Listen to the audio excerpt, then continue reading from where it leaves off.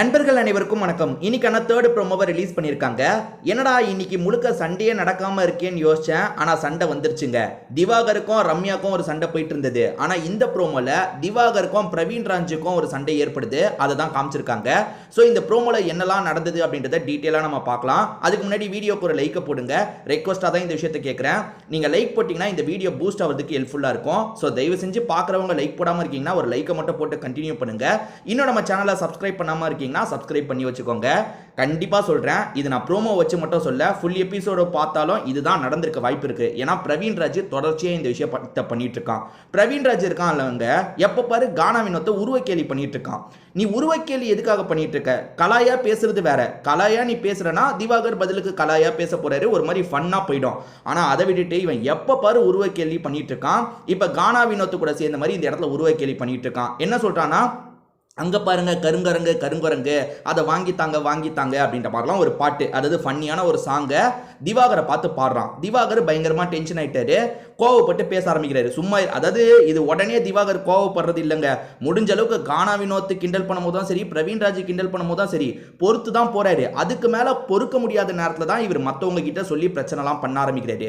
நான் நல்லா கவனிச்சிட்டேன், இதை நீங்கள் கவனிச்சிங்களா இல்லையான்னு சொல்லுங்க. எப்போவுமே திவாகருக்கு ஒன்று நடக்கும் போது ஹவுஸ்மேட்ஸ் வந்து ரெண்டு பேரையும் சமாதானப்படுத்துறாங்களே தவிர சொல்யூஷனே ஏற்படுத்த மாட்டாங்க. இப்ப பிரவீன் ராஜ் கிட்ட நீ இப்ப எதுக்காக உருவ கேலி பண்ண, அதுக்கு பதில் சொல்லு, நீ தானே ஆரம்பிச்ச, எதுக்காக இப்ப சம்பந்தமே இல்லாம உருவ கேலி பண்ணன்னு கேட்கணும்ல. அப்படி கேட்க மாட்டாங்க. ரெண்டு பேருமே வேணான்னு அடக்கி வச்சிருவாங்க. இதை தாங்க தொடர்ச்சியா பண்ணிட்டு இருக்காங்க. ஒரு இஷ்யூ வருதுன்னா சொல்யூஷன் வேணும்ல, சொல்யூஷனே எட்ட மாட்டாங்க. இப்படிதான் ப்ராப்ளம் முடியும். இப்போ வந்து திவாகர் ஒன்று கேட்கிறாரு, என்ன நீ உருவ கேலி பண்ற, என்ன உருவக்கேலி பண்றதுக்கு நீ என்ன பெரிய அழகனா இருக்கியா, அப்படியே பயங்கர அழகா இருக்கியா, நீயும் அப்படிதானே இருக்க, நீயும் யாரைய நீ சொல்ற மாதிரி தானே இருக்கன்ற மாதிரிலாம் இந்த இடத்துல சொல்லிட்டாரு. ஆதிரை தான் கேட்கறாங்க என்ன இஷ்யூன்றதை கொஞ்சம் கேட்கறாங்க. அதே மாதிரி கலையரசன்ல இருந்து எல்லாருமே சமாதானப்படுத்துறதுக்கு தான் ட்ரை பண்றாங்க. அதாவது பேசாதீங்க, இது செலிப்ரேஷன் நாள், என்ஜாய் மட்டும் பண்ணலாம், பேசாதீங்கன்னு தடுக்கிறாங்களே தவிர யாருமே பிரவீன் ராஜ் பண்ணது தப்பு, நீ பண்ணக்கூடாது பிரவீன் ராஜ், எதுக்காக நீ இப்படி பண்ணிட்டு இருக்கன்னு கேட்க மாட்டாங்க. எப்பவுமே திவாகர் விஷயத்துல நடக்கும்போது இதான் நடக்குது. திவாகர் சைடு தப்பு இல்லைன்னா திவாகர் சைடு சப்போர்ட் பண்ணி பேசுறதுல என்ன வருதுன்னு தெரியல. எல்லாருமே வந்து திவாகர் நீங்க அமைதியா இருங்க, விடுங்கன்னு தான் சொல்லுவாங்க. இப்பயும் அதே தான் நடக்குதுன்னு நினைக்கிறேன். ஸோ இது நடந்துட்டு இருக்கும் போது பிரவீன் ராஜ் இருக்கான்ல, பர்சனலை பத்தி பேசுறான். அதாவது திவாகருக்கு ஏற்கனவே கல்யாணம்லாம் முடிஞ்சிருச்சுன்ற மாதிரி வெளியே நியூஸ்லாம் இருக்கு பார்த்தீங்களா, அதை பத்தி ஏதோ சொல்லியிருக்கான் போல. திவாகர் டென்ஷன் ஆயிட்டாரு. என் பர்சனலை பத்தி நீ எதுக்காக பேசுறேன்னு கோவப்படுறாரு. அப்படி கோவப்பட்ட திவாகர் அவனுக்கு எங்க அடிச்சா வலிக்கும்ன்ற ஒரு கேள்வியை கேட்கிறாரு. அது என்னன்னா சந்தேக புத்தி அப்படின்ற மாதிரி சொல்றாரு. காரணம் என்னன்னா, என் ஒய்ஃபை நான் பயங்கரமா சந்தேகப்படுவேன், அவ போனெல்லாம் எடுத்து செக் பண்ணுவேன், நான் ரொம்ப டாக்ஸிக்கான ஹஸ்பண்டா இருந்திருக்கேன் அப்படின்ற மாதிரி பிரவீன் ராஜ் அவன் கதையை சொல்லும் போது சொன்னான் பார்த்தீங்களா.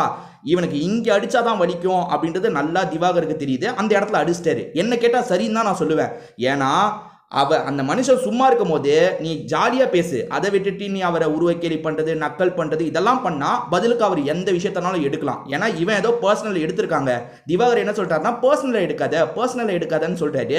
அதை மீறி இவன் வந்து உனக்கு கல்யாணம் ஆயிடுச்சுல, நீ மறைச்சிட்டு தானே சுத்திட்டு இருக்க, அந்த மாதிரி ஏதோ சொல்லியிருக்கான் போல. அதுல இவர் பயங்கரமா டென்ஷன் ஆகி பதிலுக்கு சொல்றாரு. ரெண்டு பேருமே மாத்தி சண்டை போட்டுட்டு இருக்காங்க. அப்ப பிரவீன் ராஜ் வழக்கம் போல, நீலாம் ஒரு ஆர்டிஸ்டே கிடையாது, நீலாம் ஒண்ணுமே கிடையாது அப்படி இப்படின்ற மாதிரி சொல்றான். ஓஹோ, நான் ஆர்டிஸ்ட் இல்லையா, நீ தாண்டா ஆர்டிஸ்ட் இல்ல அப்படின்ற மாதிரி அவர் பதிலுக்கு சொல்லிட்டாரு. அதுக்கப்புறமும் ஓரளவுக்கு பிரச்சனையை சுத்தி இருக்கவங்க தடுக்கிறாங்கல்ல.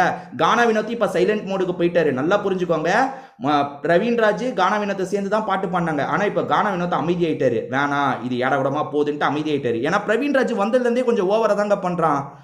என்னமோ பெரிய இவன் மாதிரி இவன் பண்ணிட்டு இருக்கான். அதை பாருங்களேன், ஓரளவுக்கு ப்ராப்ளத்தை சால்வ் பண்ணி அனுப்பி வச்சிருக்காங்க. திவாகரை வந்து அந்த கலையரசன் இருக்கான்ல, ரூம்குள்ளெல்லாம் கூட்டு போயிட்டு இருக்கான். அப்பயும் இந்த பிரவீன் ராஜ் இருக்கான்ல கிண்டல் பண்றான். எனக்கு புரியாதது என்னன்னா, ஹவுஸ்மேட்ஸ் யாருமே பிரவீன் ராஜ் நீ இப்படி பண்ணாதன்னு சொல்ல மாட்டாங்க. ஃபுல் எபிசோட்ல பார்த்தா தெரியும்.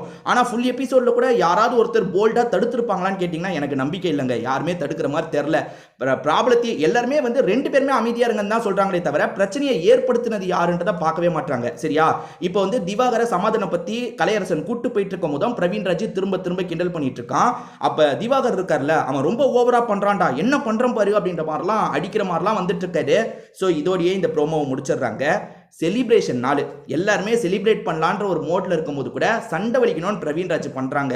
இப்ப திவாகர் பதிலுக்கு கிண்டல் பண்ற மாதிரி ஏதாவது பேசினாருன்னு வச்சுக்கோங்களேன், பிரவீன்ராஜ் என்ன சொல்லுவான் தெரியுமா, இவர் வந்து ஜாதி பாக்குறாரு, ஜாதியை வச்சு இந்த மாதிரி என்ன ஒடுக்க பாக்குறாரு அப்படி இப்படின்ற மாதிரி உருட்டிடுவான். திவாகருக்கு இவன் என்ன கேஸ்ட்ன்றது கூட தெரியாது, தெரிஞ்சிருக்க வாய்ப்பு இல்ல.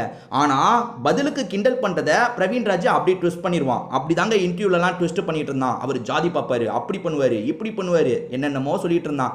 இவன் தான் வம்பு வளர்க்குறான், வேணும்ட்டே போய் பிரச்சனை பண்றான். எனக்கு அப்படிதான் தெரியுது. இந்த ப்ரோமோவை பார்த்து நீங்க சொல்லுங்க, உங்களோட கருத்து என்னன்றதையும் என் கூட ஷேர் பண்ணிக்கோங்க. நானுமே பார்த்து தெரிஞ்சுக்கிறேன்.